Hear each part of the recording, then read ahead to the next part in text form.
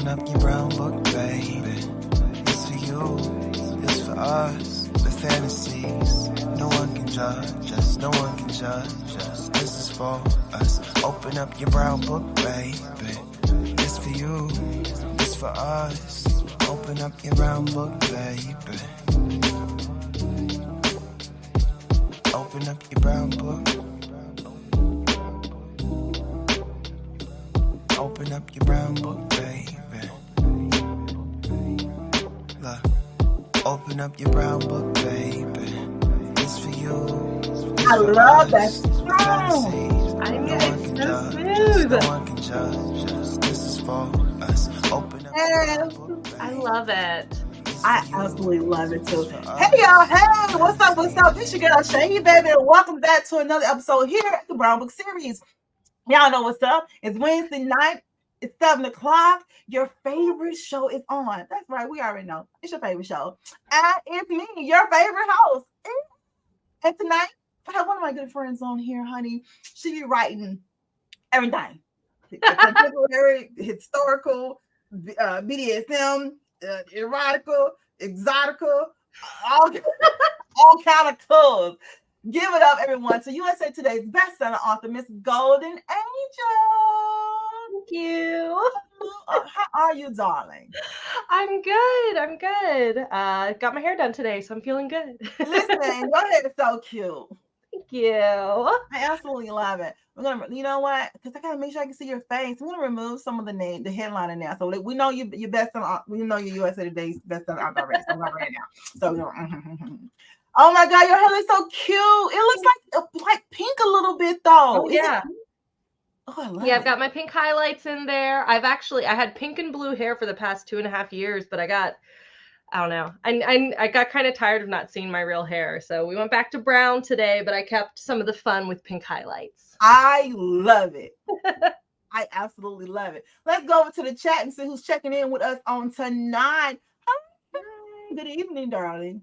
Good evening. Hey, y'all. Hey. And she said, hey to y'all. I love it. Hey, Mama Tony, what's going on? JB, what it do? Hey, y'all. Hey, what's going on, sugars? Hey, Renee, what's up, Missy, BBS crew, that's right. You know what it do. Y'all already know what it do. We just quit taking your line, BBS. Y'all know what's up. I absolutely love it. Thank you guys for checking in. You guys are always wonderful. You're amazing. And I just love you guys because you're just absolutely wonderful. And I love Golden for coming on here because we always love to be introduced to new authors. I already know y'all, but I have to let my BBS crew know who you guys are. So, Golden, Yes. Tell us a little bit about yourself outside of the literary world. We're going to get into all your books. There's like 300 of them. We'll get into all your books and all the good stuff. But what is it like in a day in the life of Golden Angel? Well, at this point, a day in the life of me is still all about my books. I got to go full-time authoring in 2020, which is amazing. So I spend my days writing and I have my husband and my almost 5-year-old daughter. She turns 5 in just a few weeks and I can't believe it. And so, I try to spend as much time with them as possible and then also with my friends. And I do a lot of, in my free time, I like to sew and make some of my own costumes, and I do some cosplay, although I've kind of gotten out of the habit of it the past few years, but I'm trying to hopefully get back into it. Oh, yeah. So, but right now it's the fall, so most of my weekends are spent at the Maryland Renaissance Festival. Listen, okay, so Missy said she got that golden glow. Yes, her hair is popping. Yes, it is. Girl, okay, so, my older brothers and family, whatever, they're from Maryland. And I only been there one time to the Maryland Renaissance Festival. One time. And they have like the, what is it? I'm in Massachusetts. They have the King Richard. King Henry. It's the same guy. It's been the same guy. I've been going like over a decade now. Is he Henry here too in Massachusetts, or is it different people? I'm not Like King Richard sure. here. It's probably still Henry, just because King Henry VIII kind of oversaw the Renaissance period ish. Like the Tudors brought in a lot of the arts and everything from Europe, and were very influential in kind of spreading the arts throughout England. The Renaissance kind of started in Italy and then made its way through Europe. I'm a history nerd, by the way. Listen, I'm all into it. I'm like, okay, girl. I love it. It's been a while since I've done my history studies, so if I do say something incorrect, I apologize. But my memory from college, which was way too long ago, says that the history, we started in Italy, and then by the time it got up, it's kind of started under Henry and then continued and really exploded under Elizabeth, if I'm remembering correctly. But the people kind of in charge of it put Henry in, and at mine, it's King Henry every year, but they go through each of his wives until they reach the last one, and then they start over. Oh my God. So you get like a whole play every year that they act out, and there's like a whole storyline that you can follow through if you want to. They've got actors, they've got the court. This year we have Jane Seymour running around, so it's going to be a sad year at the end. Oh my God. Yeah. But next year we'll have the Anne Boleyn's cousin, Catherine. It's not Parr. Catherine Parr is the last one. The youngest, unfortunately. She always kind of made me sad because she was so young and dumb and just trying to have a fun time as queen, and he was not the king to do that with. So listen, you make me want to go and relive some history now. I'm like, I'm gonna go read this stuff. Looking for it. I love it. I'm obsessed with Henry and his wives, and I have never written anything during that time period, but I want to one day, maybe, except for the wives always just make me so sad. Oh my God, and you absolutely should. Yeah. Colita Tate. I like names with the Colitas and Colatas and Colitas. Hey girl, hey, how y'all doing? Kim said, great, nothing wrong with being smart, honey. Embrace it. I love the musical 6 is awesome. What is the musical 6? It's about Henry's 6 wives. Oh my God. It is. I've only seen clips on TikTok. It looks amazing. The voices, the songs, the lyrics, like it looks so freaking good. And the costumes. Oh my God. There was a cosplayer from 6. I think she was Catherine of Aragorn at Awesome Con this year, and I like fell over running out of my booth to chase after her for a photo. Wait, it's called Awesome Con? Awesome Con. So I go to a lot. I go to a lot of nerd conventions. I'm a very nerdy person. I only go to with Comic Con, and then of course I go to Dragon Con because Yes. So Awesome Con is the DC area's Dragon Con, except for it's much smaller. Okay. It's only in one convention center. Granted, that convention center is bigger than the hotels that make up Dragon Con, but the Dragon Con still, I mean, the reason they're spread out is because they need more space. Oh yeah. But Awesome Con has pretty much taken over the Washington Convention Center now.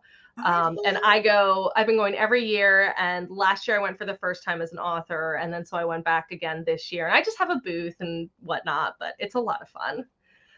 One day, Dragon Con as an author, that's like on my author bucket list. I'm sorry, and then listen, I'm gonna have to go with you on that one. Do it. I'm gonna have to be like, listen, I'm like her third or fourth assistant. I'm just here.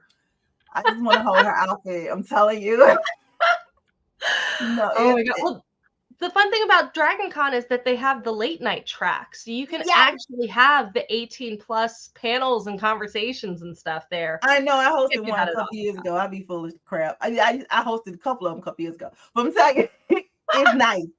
Oh my gosh. Yeah. Absolutely nice. I absolutely love it. Love it. So your life is all interesting up there in Maryland. I do a lot of stuff outside of the author world and the authoring. I'm very lucky. I've got a great group of friends, some of them that I've been friends with since high school, and we are all just big nerds, and we just nerd out together. I absolutely love it. I'm telling you, I love it. All right. Well, now that we know that Golden Angel's a nerd, you're a cute nerd too. So that's how we are here at the Brown Book Series, honey. We some everything. We nerds, we hookers, we all that. You know what I mean? That's the best mix. That's the best. I'm telling you. People be like, Shay, what's like the 4 things in life that you love? I was like, God, love, sex, and drugs. I'm just saying. There you go. I mean, illegal stuff. I mean, legal stuff. Sorry, I'll do a slip. Anyway, so don't judge. It brings us to the first segment here, the Brown Book Series, called Name That Book.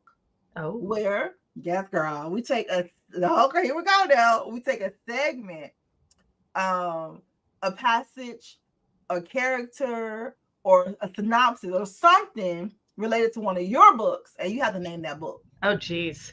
You guys are mean. That's not what they say to us. And then when people be like, Shay, they're not going to come back and talk to us. I'm like, they're going to come back. See, you since it's your first time here with us, we're going to take it real easy. Okay. This time. We'll take it real easy. I cannot tell you how many times readers have said something to me about a book, and I'm like, oh, yeah. Listen, Golden, get it together. But we got faith in you. They're going to help you out in the chat. I'll do my best. It's going to be wonderful. I promise I wrote all the books. There's just been a lot of them, and I forget stuff. Listen, and we're going to talk about that, too, because, baby, you be cranking these books out. I'm trying to figure out what is really going on. All right. You ready? Yes. Okay, let's do this. Go. Name that book. Listen really carefully. All right. She was unaccompanied except for her maid, but she did not have a single book in hand. So what had she been doing for so long in there? Okay. This has to be a season for smugglers. Okay. That is the only character. This is because it has to be historical because it's made. And it has the only time I've sent any of my historical characters to a bookstore, to somewhere that she would be getting a book, which would be a bookstore, would be a season for smugglers. So that's the only one I can think of anyway. Scandal. Oh, so close. So close. I was like, I will give it to her because she was so close. It was the second book. What did I send Josie to a bookstore for? She's not my blue stocking. Girl, she didn't come out with nothing. What was she doing there? That's a good point. What was she? God, what did I have her doing? And something sneaky. She was doing something very sneaky. Because Josie is my troublemaker, so that she was, and that's why I picked. They was like, "Why you pick this one?" Because Josie. Honey, oh man, I loved her. I loved her. Tell us a little bit about the series, Deception and Discipline. So I wrote this series. I love writing historical romance. But for me, the reason I got into writing historical romance at all was because I think historical romances need more spankings. Basically, like I read a lot of spankings. More spankings. Because I got a little tired of reading historical romance. I read a lot of like historical romances that are sexy, that have alpha males, like Stephanie Lawrence, Lisa Kleypas, Julia Quinn. Like I read almost everything those 3 authors have written. But sometimes when their heroes I'm like, this would be a great opportunity for a spanking. And sometimes the heroes will even threaten to give them a spanking and then not follow through. And I was like, I need some follow through. So I started writing my own. And the first couple series are very, very bodice ripper, a little bit dubcon. A lot of bit dubcon in the first series. And then by the time I started writing Deception and Discipline, what I really wanted, I wanted a girl gang of spies. And so I had this idea for a lady spy, and I went, okay, I've got this one character. And then I had another character in the previous series to this one, which was the Bridal Discipline series, that was kind of always hanging out in the background. Yeah. And as the series progressed, I kind of realized, I was like, there's something going on with this character. Like she's always hanging out in the background. She's always observing everyone. She's always watching everybody. And I had this idea. I was like, what if she was friends with the lady spy? What if she was spying on all these like influential, like the people of the ton, for the lady spy? So then I decided that there was going to be a traitor and they were going to go on a hunt, and it was going to be the lady spy I decided was the niece of the spy master to the crown, and she wants in on the family business. And her uncle and her cousins who raised her, her parents passed when she was very young. Her uncle and cousins are like, no, like no. And she's like, no, you're letting me in. And so she will constantly just like go off and do her thing. But at this point, they're hunting a traitor, and she's like, all right, you won't include me. So she gathers her 3 best friends and uses them to hunt down the traitor for the crown. And along the way, they keep accidentally falling into scandals that require them to get men who like to spank them, who are also happen to be spies and are hunting the same traitor. Oh my God. How long did it take you to, okay, from the time you came up with the whole synopsis of the whole series, how long did it take for each book in this series? So it takes me about 2.5 to 3 months to write kind of what I call my main series books, which these are. And I have to alternate them. Like I can't write in the same world one book after another. My brain just doesn't work that way. It needs like time, partly because like I'm a little bit of a pantser. Like I start with an outline, but my characters don't usually follow it. And by the time I get to the end of the book, what is written is very different from what the original outline was. And so it's like my brain almost needs time to like let that percolate before I start writing the next book, like all the changes that happened and everything. So I alternate between my series writing contemporary and then a historical and then a contemporary and then a historical. So all in all, it took 2 years for these books to come out, but they take about 2.5 to 3 months for me to write them. One. But then they have, then there's also editing, and all that. So plus writing another book. Oh yeah, Julie Garwood. Yeah, so you got that. You did great. Okay, next up, name that book. Now this is the name of a character. We mean, and so you have a lot. You got a lot of series. So we want the character. That this person is the main star of the book that she's the main star of. Okay, easy breezy. Character, Leah Douglas. That is Breaking the Chain. Look at you, honey. Yes, that's your stronghold, dominatrix. So that one, I'll tell you a secret. That one's easy for me because I gave her first name is my real middle name. Oh, cool. And I gave her, her and her guy, I gave them mine and my husband's love story. So I actually, yes. Okay, so, now we really are intrigued. Tell us a little about Breaking the Chain, honey. So that the characters don't really look or act anything like us. I actually gave our looks and our personalities to different characters, but I decided I wanted to tell like my love story because I don't know, like, especially when she was first introduced in book 1. She's the best friend of the heroine in book 1 who looks like me and has my personality. I'm very creative, guys. But by the time I got to her book, there were a lot of people like she had this terrible boyfriend that she was with. And there were so many people who were like, she's so unrealistic. No one would put up with being treated like this. And I was like, I did for a really long time. And I was like, I really need to. And I kind of had the idea in my head that I would give her kind of my story anyway. And I was like, you know what? I'm not just going to give her like a happily ever after. I gave her a guy who had a hero who had my husband's backstory. And kind of the way that they get together follows. It doesn't completely follow, but it's based on how we got together because we both came from very long, very toxic relationships that started in high school and then like rebounded with each other, but then also ended up together. That is cute. Yeah. So she's like, I know this book, honey. I know this book. So that one was easy. I'm like, oh, I know that character. That one's easy. Okay, well, since we on the road, here we go. Name that book. Godmother. She was going to be a godmother. That one, okay. Hopefully I'm not getting the like next book in the series, but I know that Arabella said that. So I'm guessing Arabella's Taming. I was like, it's either Arabella's Taming or it's the epilogue of Benedict's Command.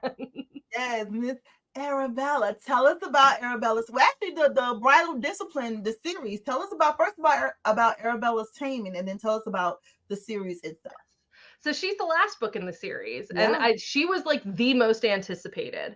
Like, I can't even tell you, I've noticed, like, I can see it in my sales when it happens. Like, when people read through this series, they skip book 4, read hers, and then come back and purchase book 4 after reading hers because people wanted to know so badly what was going to happen with her. She is, you know how you always have that character in historical romance novels who doesn't want anything to do with the social conventions? Right. That's Arabella. Arabella does not want anything to do with being a proper lady. I mean, she likes the privileges it comes with, but she's not into being polite to people that she's not interested in. She doesn't really care, and she doesn't really care about social conventions. She's perfectly willing to just be like, F you, and go off and do her own thing. But of course, the man that she's been in love with all the way up through her book, and we get to see that through the other books because she makes friends with previous characters. The man that she's been in love with is super, super, like, stick up his butt, follows all the social conventions, and like he drives her nuts. They drive each other nuts, but at the same time, like, that's who she's in love with. But then she overhears him talking about her specifically and why she does not meet his standards, his like list of what he wants from a wife, and like basically just like ripping her to pieces. And she's like, all right, done with that, and goes off. And so the next time it's, she's like, all right, fine, I'm going to go find someone else. And then she's being courted by another character who I did not see coming. Like, her book, like when I say I have an outline and my characters like go off of it, by the time I finished her book, I shared the original outline with my readers before the book even released. Wow. Because it was so different that I was like, this is a completely other book. Like, she did not follow any of that. Like, she rebelled against everything, including all my notes and thoughts on what she was supposed to do. She turned on you, girl. That's what she do now. Yeah. So she went off and she found this guy, and then there was this love triangle, which I normally don't do, but then I ended up falling for the guy. And so he's the first book in the next series. He's a season for treason because I just fell in love with him so much. He was amazing. But then of course she kicks off a scandal and has to marry the man that she was in love with that like talked bad about her. And so it's her taming, but it's also kind of her taming him to being more of the man that she needs, and also him taming her, because in the historical romances, especially when you're of a certain social set, you do have to kowtow a little bit to society's expectations. Yeah, how you act affects the people around you and stuff like that. So I just said that to somebody about 5 minutes ago. No, not 5. Let me see. About 5 minutes before me and you got on. Oh my goodness! Like, your behavior, it affects all of us. Yeah. Like, get your shit together, man. Yeah, and like I get it, rebel, but also like some of the things you do does affect people that you care about, and sometimes they care about the way that they're seen, and you got to consider that. And you got to consider that, honey. These people out here, they just damn ingrates. That's what. All right, cool. So that's the Bridal Discipline book 5. Let's see here. This okay. This is one of my favorite books of yours. And everybody in the Brown series is gonna know why. Name that book. Spontaneous, passionate. I feel like that could describe so many of my characters. Is that from the if it's from a blurb, is this Leo from the Masters of the Zodiac?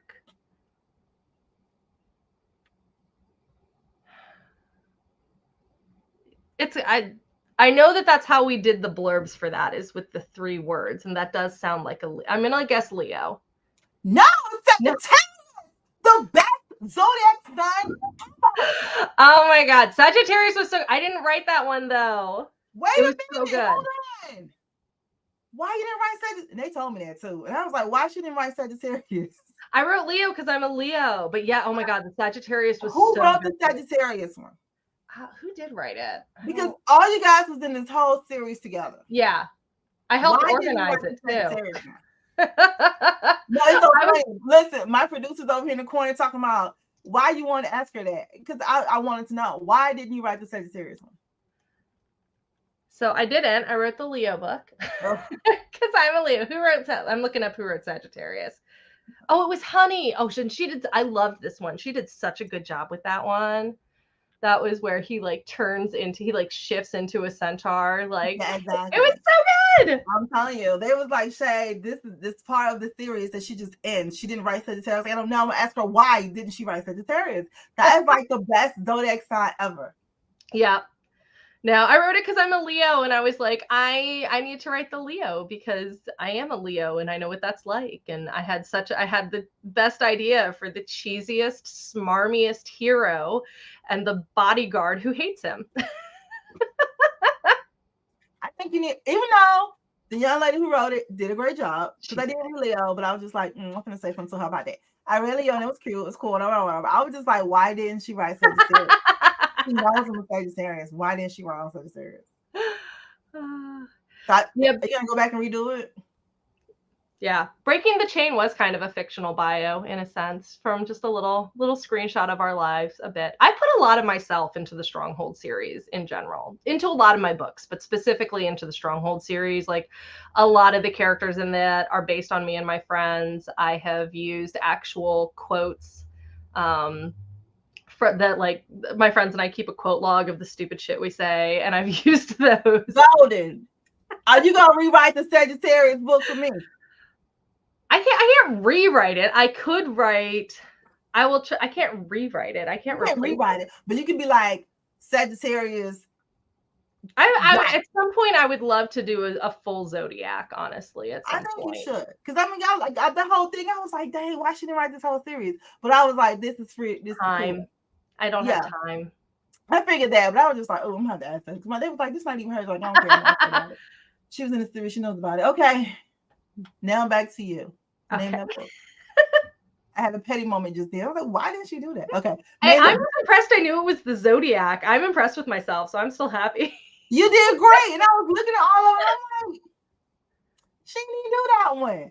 I'm asking about this one. She was in the damn thing. You know who did it. Yeah. I've said next time I'll do that. Next time I'm invited to a Zodiac, I'll insist on Sagittarius just for you. Thank you. Just for me. Just for you. Okay, cool. All right. Name that book. Here we go. Their Desire is Real, but it is going on trial. That's got to be Legally Bound. That's the latest novel, right? Yeah. Legally Bound. That's the Masters of the Marquee. That's book 5 of Masters of the Marquee. Please tell us a little bit about this book, ma'am. Okay. About this book. So, Legally Bound, I have had this fan favorite character since the Stronghold Dom series. His name is Freddie. He is a male submissive, and he's flamboyant, and he is bi, but he leans towards women, liking women. Like, he scenes with men, but most of the time his romantic interests end up with women. And I've had readers literally for years, like since the Stronghold Dom series came out, asking me for a book about Freddie. And for a really long time, I said, I don't think I can write a submissive man book. I don't think I can write a submissive man book. And then I ended up writing one for the dominatrix character in the Stronghold Dom series. She was another fan favorite. And I gave her a very specific type of male submissive, and he was new to the scene, and I got to kind of like work with that. And I was still intimidated about doing like an experienced male submissive. So like I kept putting it off. And then finally for this series, my new series, I said, all right, Freddie is going to get his book. He is going to get his dominatrix. I introduced her in the book right before it. So she was a new addition to the series. I had her in my head. I had picked out, and she's beautiful. I got so mad because when I was originally looking for covers for this series, I ended up going with all men because I couldn't find what I wanted for her. And then when I started looking for promo pictures, I found her, and I was like, hi Rhonda, why weren't you there when I was looking for covers for this series? Because I bought all the covers way in advance. I wanted to plan it out and everything like that. So I bought all the covers like 3 years before this book even released. What? Yeah. Oh my God. I know. I like to plan things out. And this is a 9-book series. So like it's taking me about 5 years to write. And so the last book, when it comes out, I'll have had the cover for 5 years. Oh my God. But yeah, but I got to put her on all the promo things. Like I had this picture of her in my head, and I finally found her in stock images, but it was too late to put her on the cover, but she's in all my promo stuff for it, because she was the young lady with the braids, right? Huh? Don't she have braids? She does, yeah. With the blonde braids. Mhm. What about, I saw that, I'm like, what about that? When I saw that, she's a young lady with the blonde braids. Yes. What about that picture that made you want to make her on all your promo stuff? Because she looked exactly like how I was picturing Mistress Camille in my head, like curvy, the braids. The hair was always, could go either way for me, whether she was going to have like natural or braids, but like she just looked, and the look that she's giving the camera, I was just like, I found her. I was like, oh my God, it's her. I said it to all my friends. I'm like, I found her, and the cover's done, and it's too late, and I'm mad. But yeah, I got to eventually one day. I would love to put her on the cover. Maybe when this series is over and I like redo all the covers. But yeah, that was how I pictured his mistress was. And I wanted 2 lawyers. Because what I really wanted to have them have was, I wanted them to have a one-night stand, and then like the next day they're up and they're on opposite sides of the negotiating table of a very contentious divorce. And so I wanted a little bit of that angst and a little bit of the drama, and so she had to be a new character so that he didn't know who she was, and so that they'd never met before. And then the thing that I liked most about this book was, I had her as being out of the scene for a really long time. And so she's finding, he's experienced, he's been in it for a while. And he is a completely different person as a lawyer than he is in the club as a submissive. And I really wanted to explore how he could how he could be this kind of shark in as a lawyer, and then be submissive, and how that doesn't take away from his masculinity. And also for her, really explore how the things in, as women in our day-to-day lives, and she is Black, and so like especially as a Black woman in our day-to-day lives, how we can sometimes feel beaten down, and being able to get back into the things that she loves to do, and how that, changes how she feels about herself, the kind of energy she has, and really eventually allows her to kind of take the reins of her own destiny and move beyond the really shitty job that I gave her, and into a better and brighter future with both her love life and her workplace life. And for me, I am half Korean, half white, and one of the biggest things, sorry, speaking of nerd, that's my ringtone. I love it. Star Wars. For me growing up, there wasn't a ton of representation. There still isn't for someone who's mixed. There's just not. And so and I live in one of the most diverse areas in the entire country. I found out, like, literally. They did a study. I live in like one of the most diverse areas. And so for me, I wanted that reflected in my books. I wanted to see, that's how the people I see in real life are. That's how I wanted my books to be. And I especially, as I read, I notice who's not present. And so I want to, that's always been one of my things, is putting people in that I don't see present everywhere. And that's not to say, like, I have plenty of white characters, but I also, you have a well mix. You're well. It is not like, okay, 5 over here. You're well diversely mixed up. And I like to write interracial romance. Like that's what I. Right. Do you get Black about that though? Because some people, I don't know, some people feel like, okay, she's not a Black author, so how can she write about Black romance? Like, do you ever feel like, or either get any flack about that, or? I haven't so far. I'm always looking for it, because I do want to make sure I take it as, so far I've done a good job. that I'm not getting flack about it, that Right. it must mean I'm doing a good job. But I am always looking for it, because if someone, I'm always learning. I consider myself a work in progress, and I am sure that at some point I will get something wrong, and I want to be able to fix it when I do. Right. But I try to do my due diligence. I ask my friends, I talk to people, I have my ARC readers. I have Renita. Oh, I'm blanking on her last name, but she does a page a day, and she does diversity editing. Okay. Sensitivity reader, that's what it is. Sensitivity reader. And so she's done a few of them for me. Legally Bound, I was in a bit of a rush to write, and I did not get to hire her for it, and I was on pins and needles. I feel like I've learned a lot, but at the same time I was like on pins and needles waiting for the reviews on this one, just like, please tell me I did okay. You did okay. I'll be honest with you, right? Because so I'm going through, they sending me everything, sending me packages, and I'm like, okay, let's go. And so I read like a book of yours from like early on. I'm like, okay, cool, good, let's go. And so this might be like a couple years ago.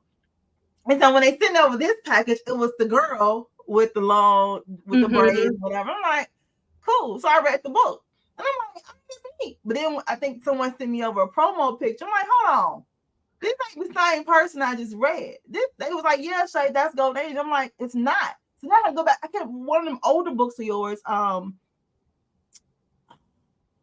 Oh my God, it was a trio. It was the girl was getting married to two men. Oh yeah. Jessica, the Venus books. Yes. We gotta talk about that. But I don't know. I just read it. I'm like, okay, cool. But then I was like, wait a minute, this is not her. But so that being said, it didn't read like, you know what I'm saying? Like, oh, this is read. You know what I'm saying? It read like it was supposed to read. It wasn't like, oh, she's trying to do this, or it was, you did a great job. Feel me out. I was like, damn. Thank you. I mean, the Venus books were I think they were the second set of books that I put out. The first the first aren't even up for sale under Golden Angel anymore. They're up under my erotica pen name that I don't care about.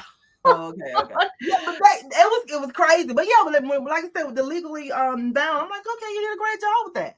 I often think about that when different ethnicities write different ethnicities. You're like, how did that come off?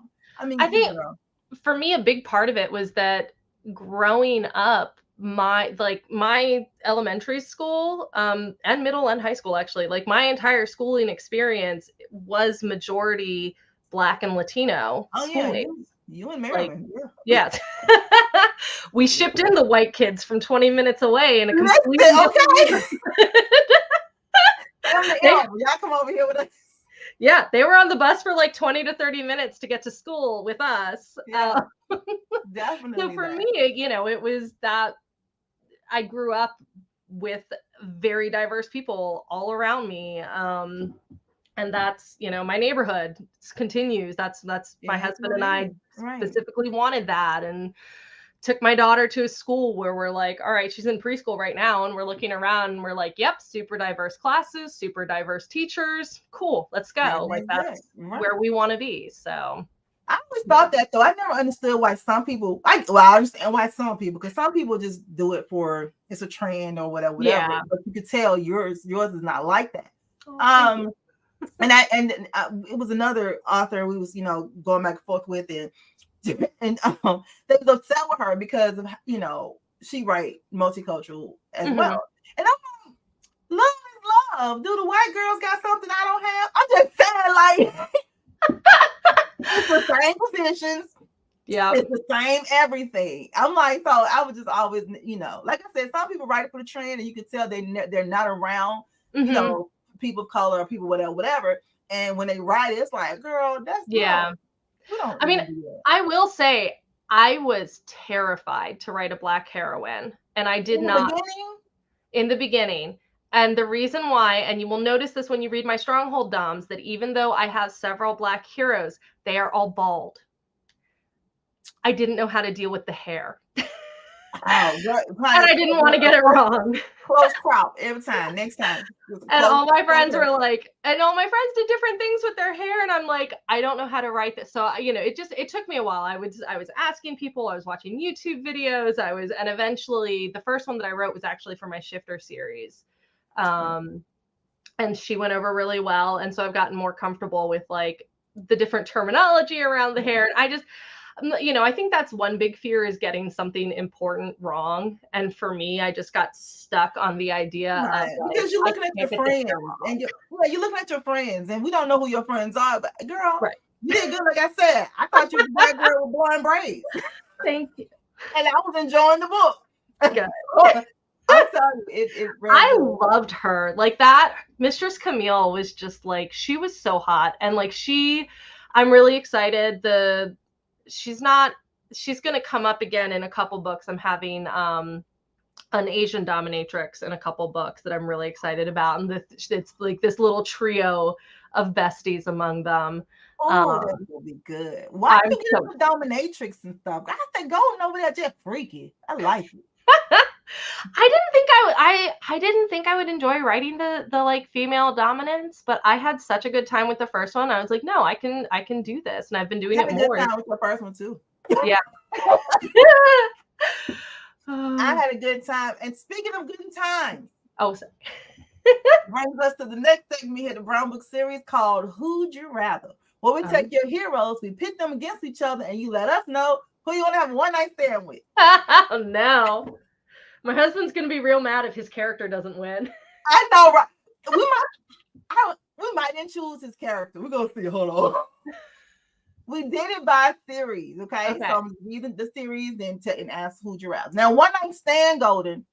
We ain't talking about getting married. We ain't talking about none of that. Okay. One night. Hit it, quit it, loving it. Let's go. Okay. Might call you in a couple of months. It was real good. I can do that. All right, here we go. So let's go to your Masters of Your Marquee series, okay? Who'd you rather? My favorite one hasn't come out yet. Oh, definitely Lawrence, Master Law.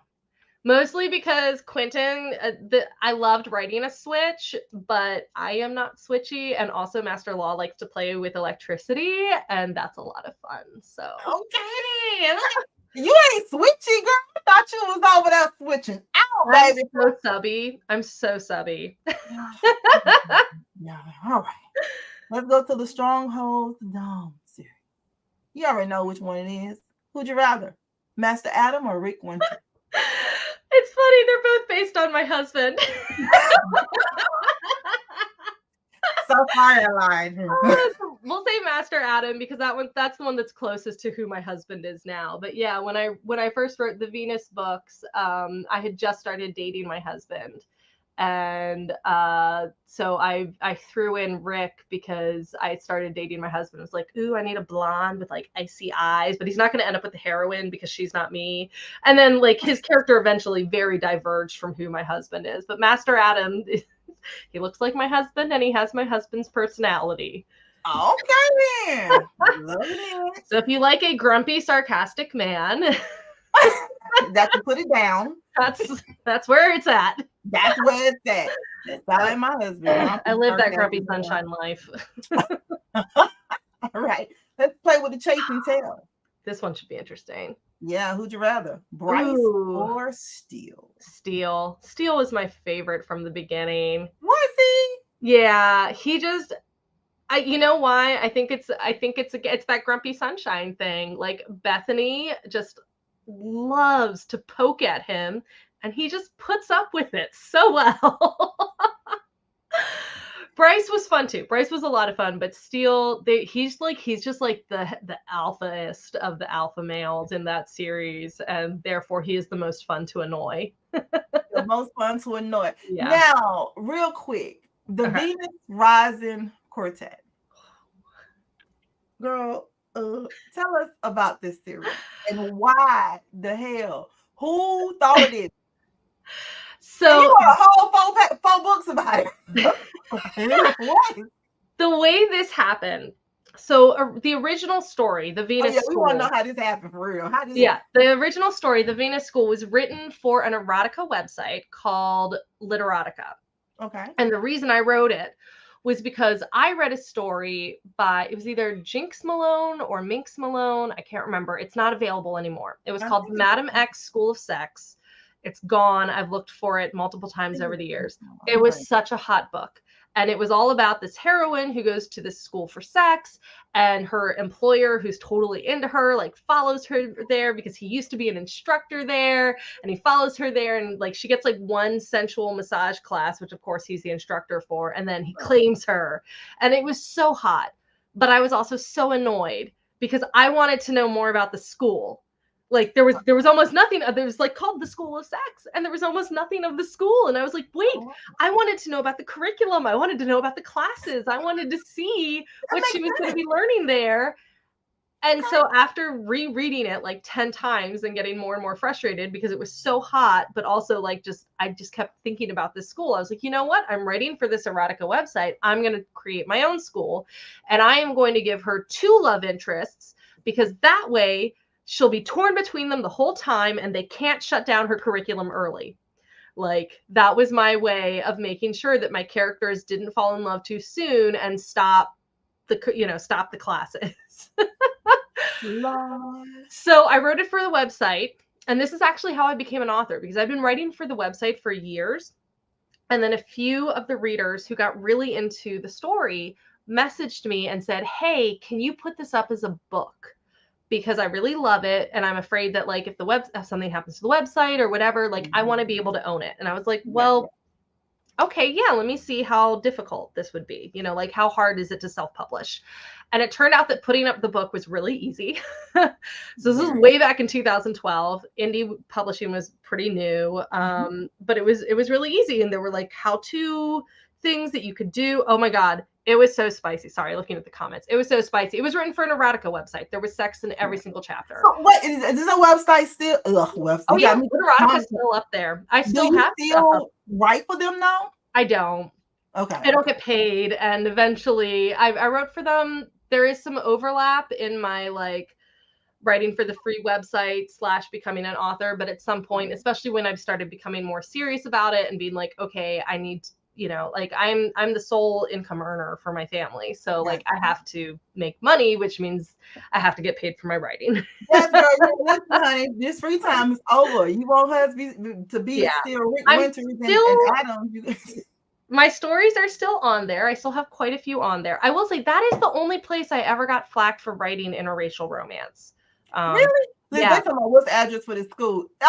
Listen, y'all get it together. I know, right? Well, people always ask me, is this school real? I'm like, I wish, man. Man, me too. Midnight Book Bar. What's up, baby? LaShira Lee. Hi, how y'all doing? We are in conversations with a novel experience with honey, Miss Venus Rising Quartet herself, Miss Golden Angel, honey. She's over here writing these old freaky nasty books, and we love them. Yeah. So yeah, she goes through the whole curriculum. She takes BDSM class, she takes self-pleasure, menage, just regular old sex. Yeah. So how did you research this, ma'am? I am tangentially involved with the kink scene, or at least I was for a little bit way back in my college years. What's tangentially? What? I never had like a membership to the club. I went to the local club with some friends. I have friends who are active in the scene and live the lifestyle. I do not. Okay, but I wanted, when I first started, I didn't even know what BDSM was or what kink was until I got to college and found Literotica and started reading the stories. And that's when I realized, oh, I'm kinky. There's a word for these things that I'm interested in. Like there's a whole community, and I never got super involved, but I have friends who are, and that was when I started writing. I mean, my characters do a lot of things that I am not personally into, or that I do not personally find pleasurable, but I have fun experimenting and knowing what certain things feel like. But yeah, I don't actually live the lifestyle. My husband, I tell people, I would call my husband and I more like bedroom players. Like we play around in the bedroom a little. Gotcha. But for a period there, it was looking like I might get further into it and exploring. And then I met my husband, and then it's like, you can't bring up with someone that you just started dating, like, Oh yeah, no. hey, so Yeah. Mm. yeah. Eventually we got more into it, but things happen, and then we had a kid, and it's like, okay, well, maybe one day we've had invitations to the local club. I could have gone this month if I wanted. I have a friend who's involved there, but yeah, there was just a million things going on. There's a million things going on, and it's hard to get a late night babysitter. Oh my God. I love it, girl. Listen, we might have to come to Maryland and get I the mean, address to these places. I'm trying to say, they in the chat trying to find the address to the school. They tripping. Closest thing you could get to the school is probably, so if you go on FetLife and you find out about your local munches, there are places that do educational stuff. I know around me, it's the Crucible. They do have classes there that you can go to. It's not the same as the school, and you will not be, there's laws against actually having sex in public places, but that's the closest you can get for educational purposes. I love it. Y'all let me know when y'all want to meet me down in Maryland. Golden Angel, author's moments. What's your most urgent priority for the rest of the year, both in the literary world and in your personal life?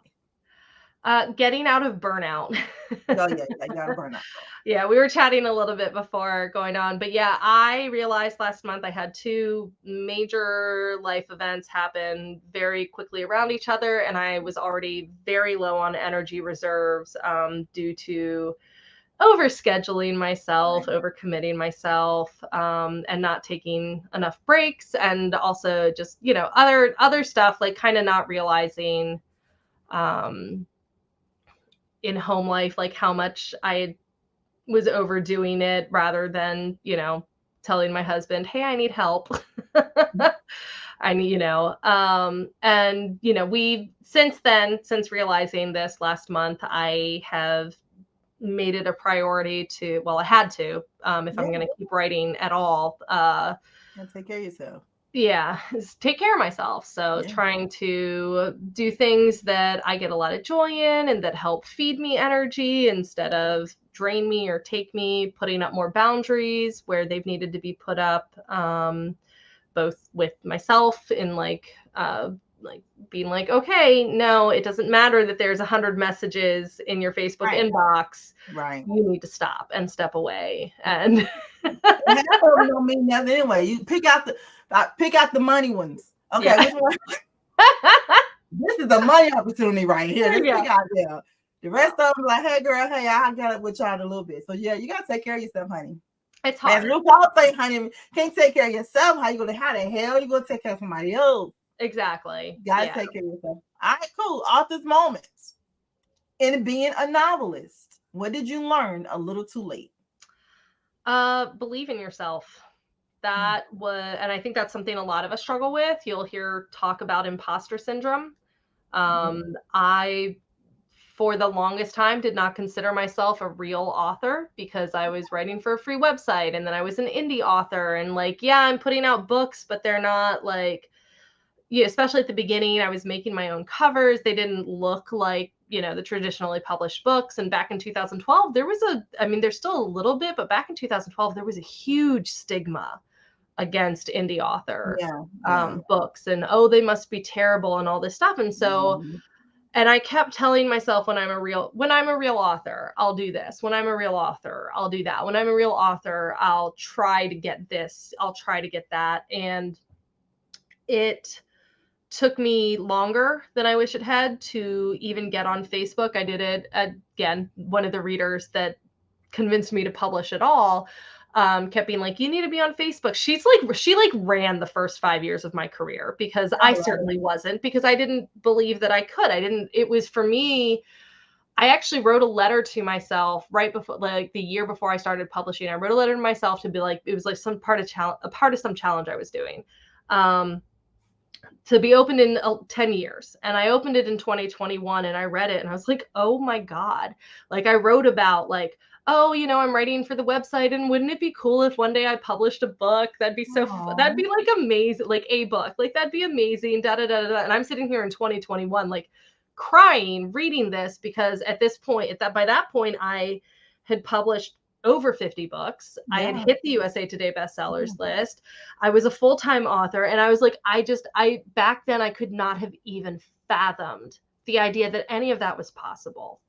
Nice. And if I had believed in myself a little bit earlier, I probably would have gotten on Facebook earlier. I would have engaged with other authors earlier. And when I got on, I was like, no, who's going to want to talk to me? I just write. But it's in good timing, though. Everything works when it's supposed to work. Yeah. Everything comes together. You know what I'm saying? You never know. Back then, you could have got on Facebook, could have got up with these authors, could have found out these authors wasn't nothing but a nagging bitches. And it could have, you know, made you better towards your craft. So it's all in good timing. Yeah. You got it when you're supposed to get it. That's it. It did, yeah. I mean, but I wish I had, I think I could have saved myself some angst. And I think if I had believed in myself, I would have treated what I was doing a little bit more seriously. Right. Like for a long time, I would like kind of brush it off of like, oh no, I shouldn't even try for that because I'm not a real author. Like I shouldn't even try to hit the USA Today bestsellers list. I shouldn't talk to other authors about, can you put me in your newsletter, because they're going to say no because I'm not a real author. I shouldn't send in a submission to these small press publishers because I'm not good enough yet. I'm not a real, and it was a constant refrain in my head for years. And after it got out of my head, not even out, but after I started doing things despite that voice and started being like, well, I'm going to try it anyway. That's when I really started finding more success and more self-confidence and believing, just so much more belief. And it's still, the imposter syndrome still hits me. It absolutely still hits me. I don't think it ever goes away. And I'm okay with that, because I do like that it keeps me humble and it keeps me striving. Right. Because I do always want to be better. But at the same time, I'm not as afraid anymore. Like I will reach out to somebody and say, hey, do you want to newsletter swap? Or every once in a while, I'll get real brave and like be like, hey, Lexi Blake, do you want to read one of my books? And she couldn't, but she was so nice about it. Like, too. Right. Yeah, she's good. Like do the thing and be like, like, respond to somebody, like, if Beverly Jenkins tweets something and I want to respond, I won't stop myself now. I'll be like, yeah, I'll like respond. I can say something to her and I'll get all jittery about it, but I'll do it. Whereas 10 years ago, I would be like, that person does not want to hear from me. And the best thing about Beverly Jenkins, she responds back. Oh my God, I cannot. She's amazing. I'm not on Twitter anymore, but sometimes I would think there's so many questions. You met her before, right? She's hilarious. No. You've never met her? I have stalked her from a distance. She was actually on a podcast. And this is what I mean by not believing in myself. I have a couple of traditionally published books, and the publicist for it, the second one, got me onto a podcast, and I went and I looked at it, and she had been on 2 weeks before they interviewed me, and I was like, I'm a real estate podcast, Beverly Jenkins. Like I was like freaking out, and I was like this, but that was one of those things that kind of drove it into my head of like, I can do things that I don't think I can do. Because if I had gone and looked at that and I had seen that she was on it, I would have been like, they aren't going to want to talk to me. Like I am not anywhere near there. They aren't going to want to talk to me. And I would not have even tried to get on that podcast. But my publisher believed that I belonged on that podcast, and they got me. That's what I'm trying to tell. Oh my God. I love it. I love it. I love it. You know what? This is bringing us to the end of my interview. And I hate that. Let me tell you why. I hate such a strong word, and I really, really mean it from the bottom of my heart. Because I have so many questions to ask you. Like, I'm so totally intrigued. You know what I mean? Like, I have so many questions to ask you. And it's, wait, what are you saying in the chat? Let me go to them real quick, and then we got one last question. We're going to let you tell us, all your social media handles and all the good stuff. When we go get your book, and then we have one last question to ask you before we go. Let me go to the chat real quick. Rhonda, you need to take time. Yes, take time for yourself and your family. Self-care is very important. Rhonda says, I still hear that from people who only read traditionally published. Yeah, they're out there. They run that. Midnight Ace Book Bus. I can relate to that. Yes, you can, honey. You got to do your thing. And look at you now. We all love your books. Yes, we all love So your books. weird. We eagerly wait for the next one. It is amazing. Hold 1 second for me. Hold on.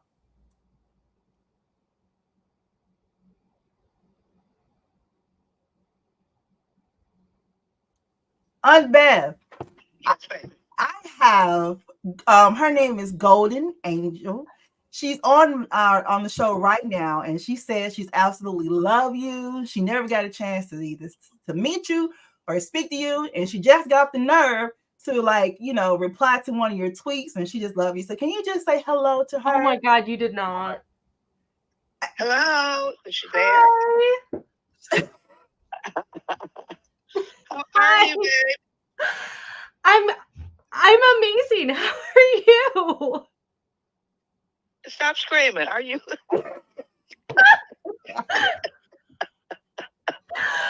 Thank you so much for the support of my books. I appreciate you. Thank you for being so amazing. Like, I used one of your tweets in one of my presentations. She used one of your tweets in her presentations. The one where she said, "Just call a dick and move on." Yeah, she loved Twitter. I hope it is one of the decent tweets, Golden. Don't you know? I do a presentation on how to write. I'm sure it was. I'm sure it was. Yeah. Well, Auntie, I just want you to say hello to her. She's over here crying now. I got to talk about her because But we're gonna finish up the show, and I love you, and I'm gonna call you later. Okay, sounds good. Thank you so much. All right. Oh my God, I can't believe you did that. Yeah. Listen. I'm sweating. Why are you sweating? She is. I'm telling you. You said bring her back. Well, no, we go. I was not prepared for that. That's what we do here at the Brown Book Series, girl. That's what we do. That's how we get down. You know what I'm saying? I need a fan. I'm literally sweating now. Okay. No. Missy said she's about to. You know she was. She's not. I did. Oh, don't cry. You know what I'm saying? She is legend. Like, listen, I'm telling you, we for the Legends Ball last year, she was one of the honorees. Like, yeah. All right, y'all, we're gonna get ready to go. Now, Golden Angel, tell us where we can go and pick up your latest novel, all your social medias, and all that good stuff. So, oh God. Get it together. I'm all thrown off now. So I have an upcoming novel in the Masters of Marquis series. It's the 6th book after Legally Bound that we were talking about earlier. And that is coming out on October 24th, and it's called Shallow Submission. And then I have my other pen name last month released, which is Sinister Ange. Last month released a book with the Blacklight series that's called Temptation, Blacklight Temptation. And that one is in Kindle Unlimited, which my Sinister Ange pen name has a lot of books in Kindle Unlimited. My Golden Angel name has almost none. And I'm trying to think. So you can find me. My website is www.goldenangelromance.com. And I am most active on Facebook as Golden Angel and on TikTok as Golden Angel Romance, at Golden Angel Romance. I am technically on Instagram. No, I can't think now. I'm like so thrown off. We have all in the description box below. Go to the description box below and you'll get everything. I'm gonna be getting off of this and then just like running around for like an hour, being like, I talked to Beverly Jenkins. Hey, welcome to the Brown Book Series. This is what we do, honey. That's how we do. Oh my God.